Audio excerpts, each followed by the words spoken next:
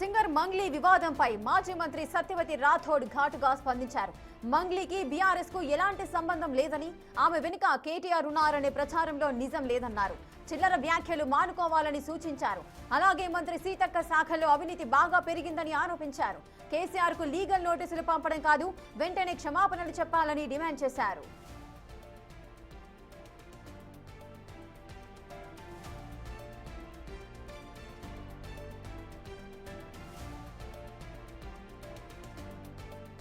కేసీఆర్ కు లీగల్ నోటీసులు పంపే స్థాయి మంత్రి సీతక్కకు లేదంటున్న మాజీ మంత్రి సత్యవతి రాథోడ్ తో మా ప్రతినిధి యశ్వంత్ ఫేస్ టు ఫేస్. మంత్రి సీతక్క కేసీఆర్ కు లీగల్ నోటీసులు పంపడంపై మాజీ మంత్రి సత్యవతి రాథోడ్ తీవ్రంగా ఖండిస్తున్నాం. సీతక్క తన వైఖరిని మార్చుకోవాలని కూడా సత్యవతి రాథోడ్ చెప్తున్నారు. అసలు సీతక్క ఎలాంటి అవినీతి చేసింది, ముఖ్యంగా ఎలాంటి ప్రజలు ఏ విధంగా అనుకుంటున్నారో సత్యవతి రాథోడ్ అడిగి తెలుసుకుందాం. మేడం నమస్తే. నమస్తే. నమస్తే. మీ పార్టీ తీవ్రంగా సీతక్క మీద అవినీతి జరిగిందని, ఫోన్లో భారీ అవినీతి జరిగిందని చెప్తున్నారు. నిజంగా ఎట్లా చూస్తారు మేడం దీన్ని? ముందుగా నిన్న సీతక్క ఏదైతే కేసీఆర్ గారికి నోటీస్ ఇచ్చాం దాన్ని తీవ్రంగా ఖండిస్తూ ఉన్నాం. సీతక్కకు కేసీఆర్కి నోటీస్ ఇచ్చే కనీస అర్హత కూడా లేదు. ఒకవైపు అవినీతి ఆరోపణలు ఎదుర్కొంటూ వాటికి సమాధానం చెప్పకుండా ఎదురుదాడి చేస్తే, గట్టిగా మాట్లాడితే అది చేసిన తప్పు పోతుందని, తప్పు ఒప్పైపోతుందని ఆమె అనుకుంటే ఆమె భ్రమ తప్ప ఇంకోటి కాదు. సీతక్క మీద పెద్ద ఎత్తున అవినీతి ఆరోపణలు బీఆర్ఎస్ పార్టీ చేస్తుంది, ప్రజలందరూ చేస్తూ ఉన్నారు. దానికి ఆమె సమాధానం చెప్పాలి.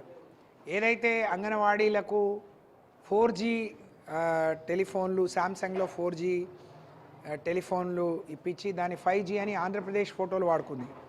ఆంధ్రప్రదేశ్ ఫోటో, తెలంగాణ ఫోటో ఎవరు అనేది చూసుకునే సోయి లేని సీతక్క 30 కోట్ల అవినీతి జరిగింది అని అంటే, నిజంగా అవినీతి జరగలేదు అంటే ఆ టెండర్లన్నీ రద్దు చేయాలి. లేదు అని అంటే టెండర్లు ఎవరైతే కండక్ట్ చేసినో వాటి మీద విచారణ చేయడానికి ఒక కమిటీని వేసి విచారణ జరిపించి వాళ్ళ మీద చర్యలు తీసుకోవాలి. కానీ ఒక నాయకుడు, బీఆర్ఎస్ పార్టీ నాయకుడు ఆధారాలతో అవినీతి జరిగిందని చూపెడితే ఆయనను ఇష్టం వచ్చినట్టు నోటికొచ్చినట్టు చెప్పుతే గుద్ది చెప్పు అంటే, ఒక మంత్రిగా ఇదా నీ సంస్కారం లేకుండా మాట్లాడటం కాదు. అవన్నీ మా దగ్గర కూడా ఉన్నాయి, మేము కూడా మాట్లాడవచ్చు. కానీ మా నాయకుడు, మా పార్టీ మాకు అట్లా నేర్పలేదు. నువ్వు సమాధానం చెప్పకుండా దాట వేసే ధోరణిలో మళ్ళీ కేసీఆర్ పైన నోటీసులు ఇవ్వడం, మేము ఇంకేదో ఇది చేస్తామనంటే అది నీ అవివేకానికి, నీ దిగజారుడుతనానికి నిదర్శనం తప్ప ఇంకోటి కాదు. ముందు ఆమె నిజాయితీ ఏందో నిరూపించుకోవాలని నేను డిమాండ్ చేస్తా ఉన్నాను. కోడిగుడ్ల దాంట్లో అవినీతి జరిగిందని కూడా బీఆర్ఎస్ విమర్శిస్తుంది. బీఆర్ఎస్ కాదు, ప్రజలు వాళ్లను మోసే పత్రికలు విమర్శిస్తున్నాయి.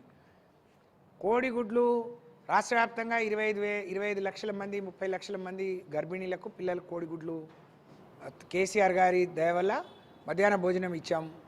ఆరోగ్య లక్ష్మి ప్రవేశపెట్టాం. అందులో నాణ్యమైన గుడ్డు ఇవ్వాలని, ఆ గుడ్డు 50 గ్రాములుగా ఉండాలని, అయితేనే పోషకాలు ఉంటాయని ఆ రోజు ఒక కమిటీ వేసి దాంట్లో మేము అవి ఎక్కడ డైవర్ట్ కాకుండా దాని మీద అంగన్వాడీ గుడ్డు అని ప్రతి 10 రోజులకు వేరే రంగులో వస్తుంది. అది ఒకవైపు డైవర్ట్ కాదు, అన్ని పోషకాలతో కూడిన 50 గ్రాముల గుడ్డు ఉండే విధంగా మేము కొన్ని సంస్కరణలు తీసుకొచ్చినాం. దాన్ని తుంగలో తొక్కి ఆ పౌల్ట్రీ రైతుల దగ్గర కూడా డబ్బులు తీసుకొని 10 సార్లు టెండర్ క్యాన్సిల్ చేసి, మాకు తెలిసింది ముఖ్యమంత్రి గారు మొట్టికాయలు వేస్తే కానీ తర్వాత టెండర్కి పోలేదు. ఇప్పటికే ఊళ్ళలో కుళ్ళిపోయినాయి, పలిగిపోయినాయి, లేకపోతే తొలచూరు గుడ్లు వస్తున్నాయి. దాని మీద కూడా పెద్ద ఎత్తున అవినీతి జరిగింది. ఒక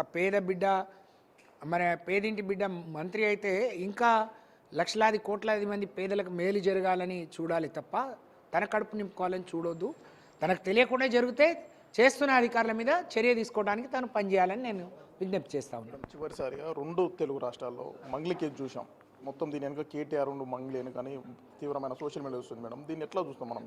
ఈ చిల్లర మాటలు మాట్లాడే వాళ్ళను నేను ఎప్పుడు పట్టించుకోనండి. మంగ్లీ ఏమైనా తప్పు చేస్తే ఆమె ఇవాళ ప్రతిదీ నిఘా నేత్రం, ఈ రాష్ట్రం నిఘా నేత్రం కింద పనిచేస్తూ ఉంది.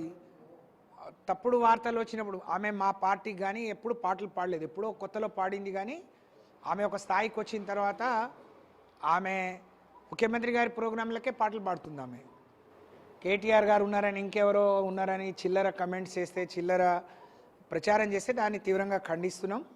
కేటీఆర్ గారి మీద ఇలాంటి తప్పుడు ఆరోపణలు చేసే వాళ్ళను తప్పకుండా అన్ని రకాలుగా మేము ఎదుర్కొంటాం. కాంగ్రెస్ ప్రభుత్వం వచ్చాక రాష్ట్రంలో భారీ అవినీతి జరిగింది. ముఖ్యంగా సీతక్క హయాంలో కోడిగుడ్లతో పాటు సెల్ ఫోన్లో అవినీతి జరిగింది. నిజంగా అవినీతి జరగకపోతే వాటి టెండర్లను వెంటనే రద్దు చేయాలని కూడా మాజీ మంత్రి సత్యవతి రాథోడ్ ప్రభుత్వాన్ని డిమాండ్ చేస్తున్న పరిస్థితి. మంగ్లీ కేసు విషయంలో కేటీఆర్పై తప్పుడు ఏదైతే ఆరోపణలు చేస్తే మాత్రం బీఆర్ఎస్ పార్టీ తీవ్రంగా ఖండిస్తుందని కూడా మంగ్లీ కేసుపై కూడా సత్యవతి రాథోడ్ స్పందించారు. ఇది ఇక్కడి పరిస్థితి.